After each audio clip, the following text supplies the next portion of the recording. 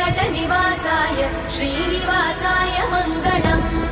लक्ष्मी सविभ्रमालोकसुभ्रूविभ्रमचक्षुषे चक्षुषे सर्वलोकानां वेङ्कटेशाय मङ्गलम्।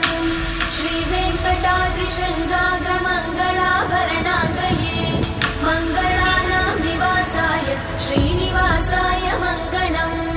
सर्वावयव सौन्दर्य सम्पदा सर्वचेतसां सदा सम्मोहनायास्तु वेङ्कटेशाय मङ्गलम्। नित्याय निरवध्याय सत्यानन्दचिदात्मने सर्वान्तरात्मने श्रीमद् वेङ्कटेशाय मङ्गलम्।